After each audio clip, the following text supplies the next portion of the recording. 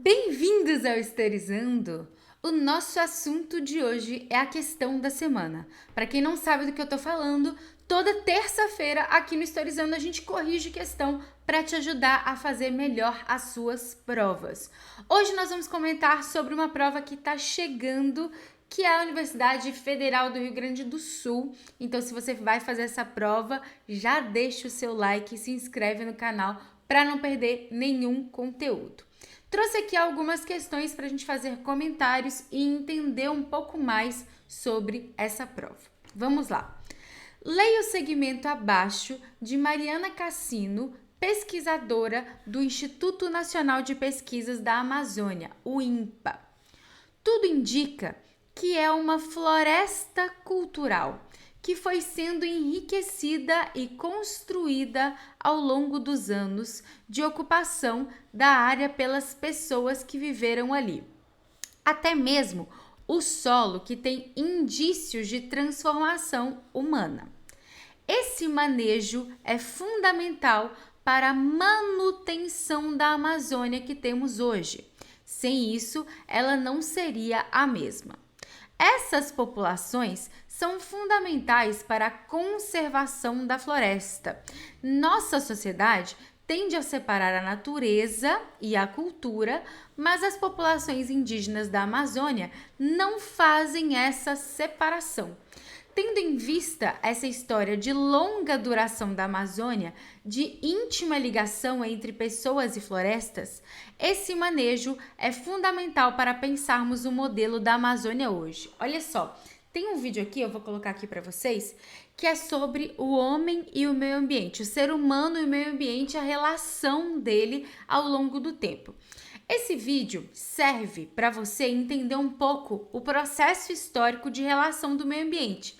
E eu também comento sobre isso, sobre a questão dos nativos, dos indígenas com relação ao meio ambiente. Também tem vídeo aqui, vou deixar aqui, sobre os povos indígenas no Brasil. Uma introdução sobre os povos indígenas no Brasil, caso você queira também dar uma revisada.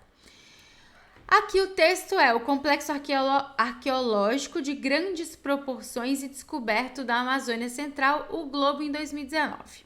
A partir do segmento acima, então a partir desse texto, considere as afirmações a respeito da história da ocupação da Amazônia. Então a gente observa que essa prova tem um modelo aí de verdadeiro ou falso para a gente entender as afirmativas. Então vamos lá.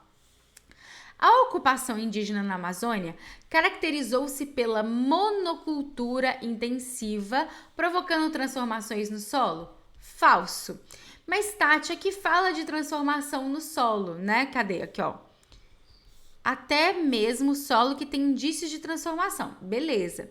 Mas a gente sabe muito bem que os povos nativos não têm essa lógica de ocupação e de estrutura, como, por exemplo, as questões dos grandes processos agrícolas, aí, principalmente desde o período colonial.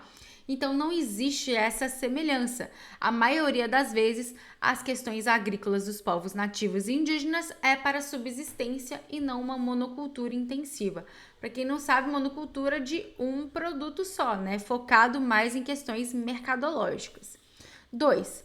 A conservação da floresta amazônica deve-se em grande parte às formas de relação com o meio ambiente mantida pelas populações locais. Beleza? A gente sabe muito bem que o próprio texto fala, né, que por mais que tenha essa ocupação, que a gente consegue observar que o ser humano está ali, não é da mesma forma como, de novo, as questões agrícolas ou até mesmo de a questão do gado, né, da criação de gado, tudo de uma forma muito mercadológica que vai destruindo toda a mata nativa. Não é o caso que os locais ali, que esses povos têm essa relação com a natureza, é muito diferente, né? E 3, separação entre natureza e cultura, característica das sociedades ocidentais, foi fundamental para a manutenção da riqueza ambiental. Na verdade, é o contrário, né? Inclusive, aconselho muito você assistir esse vídeo que eu comento e discuto justamente sobre isso. E pode te ajudar, inclusive, em argumentos para textos, redações e discussões, tá? O que acontece? Essa separação de natureza e cultura, até mesmo a visão da natureza de uma forma diferente do que é o ser humano, do que é o homem, e não um conjunto só, como, por exemplo, muitos povos nativos enxergam, vai dificultar esse processo de manutenção, né? Vai, no caso, favorecer a desmatamentos, favorecer ao uso intensivo da natureza de uma forma aí, irresponsável. Então é diferente, é o contrário, por isso também é falso. Então só o número 2, por isso letra B de bola, ok? Lembrando, se tiver alguma dúvida, se tiver alguma sugestão, algum comentário, deixa aqui embaixo. Se você está assistindo esse vídeo e ainda não deixou o seu like e gostou da correção, deixa o seu like para ajudar o Historizando a crescer e se inscreva no canal. Bora para outra questão. Sobre a história do colonialismo português, considere as afirmações abaixo. 1.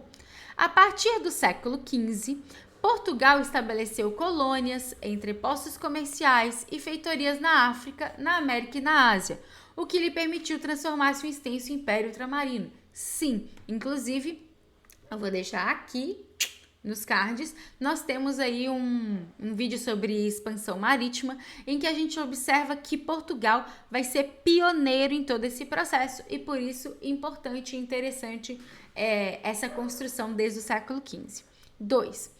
No continente americano, as colônias portuguesas permaneceram sob o comando da metrópole até o final do 19, quando o fim da escravidão no Brasil rompeu a rede comercial. Olha só, nós temos vários problemas nessa aqui, que é falsa. Primeiro, a nossa independência é 1822, porque basicamente aqui está se falando do Brasil, tá? Então, a nossa independência é de 1822. Se ela é deste período, consequentemente, não é até o final do século XIX. E a nossa independência é 1822, a abolição é 1888, então tem um período aí bem separado. E aqui coloca-se como se fosse uma coisa unida, e não é. A gente tem um processo escravista ainda muito longo, por isso ela é falsa. Na segunda metade do 20, iniciaram-se os levantes independentistas. Fala essa palavra rápida aí na sua casa, por favor. Independentistas das colônias portuguesas na África, impulsionados pela Revolução dos Cravos. Certíssimo. Porque é o seguinte, nós temos o processo do colonialismo e nós temos o processo do imperialismo. E aí eu tenho um vídeo aqui no canal falando até mesmo sobre esse processo da Revolução dos Cravos. Vou deixar aqui, que é do salazarismo, tá? Que é um processo de ditadura em Portugal. Então, nesse processo do imperialismo, as independências, de fato, a partir da Revolução dos Cravos, 1974. Então, certa. Como tá buscando as corretas, 1 e 3, apenas 1 e 3, dedicado. Próxima. Com relação às dimensões políticas, econômicas e sociais da escravidão na formação do Estado brasileiro, então de novo aqui ó, a escravidão aparecendo no século XIX, considere as seguintes afirmações. Ok, a proibição do tráfico de africanos, colocada em prática em 1850, então a lei da proibição do tráfico, Eusébio de Queiroz, ocasionou um aumento do fluxo interno de escravizados, oriundos da região norte para atender a demanda de mão de obra das lavouras cafeeiras. Verdadeiro. Nós temos aí, a partir da proibição do tráfico negreiro, o processo escravista continua, como eu disse no slide passado, até 1888. Se é um processo que continua, precisa de outras formulações, como, por exemplo, da região norte. E aí, gente, é o seguinte, hoje a gente fala região norte, a gente se remete a Amazônia, Pará, essas coisas, né? Desculpa, essas coisas não. A esses estados, né? Só que, naquela época, não existia essa divisão norte, nordeste, centro-oeste, né?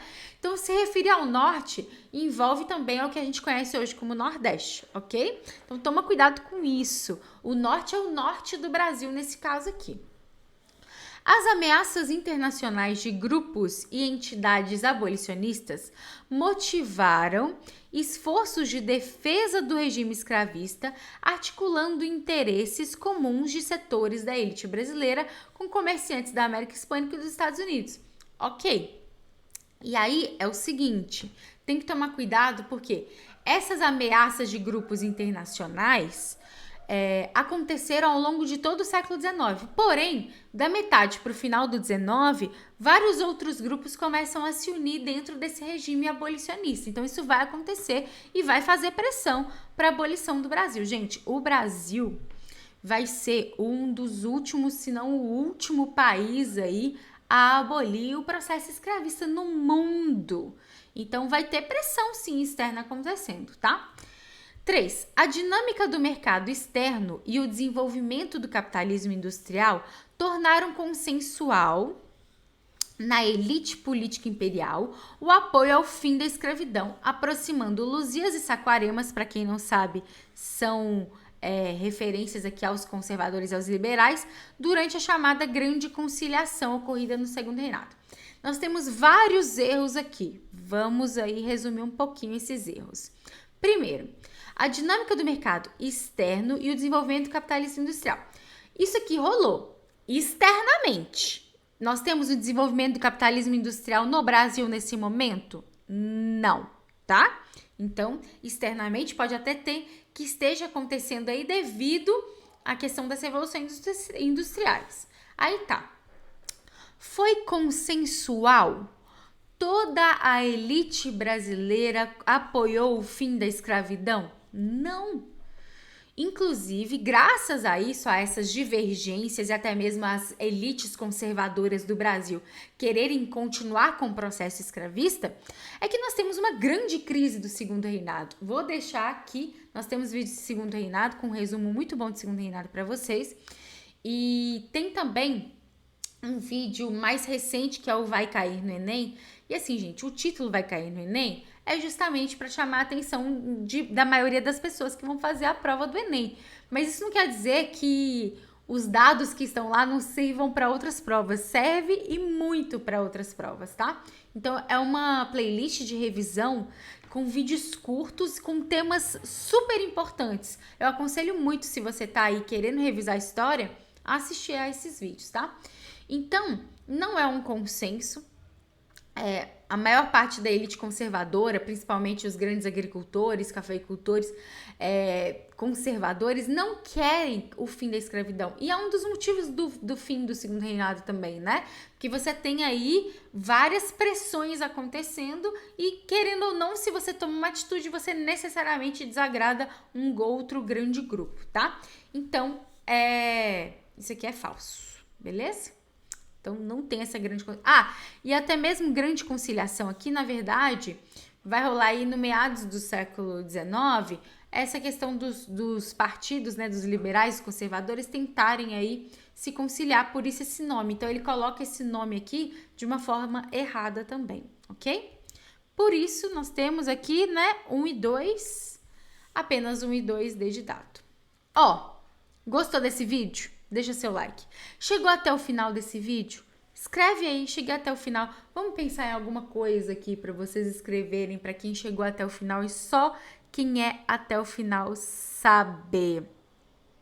Briga no Segundo Reinado. Chegou até o final desse vídeo? Escreve aí, briga no Segundo Reinado nos comentários para eu saber. Esse é o nosso código, tá? Falando em código, falando em chegar até o final e falando em like...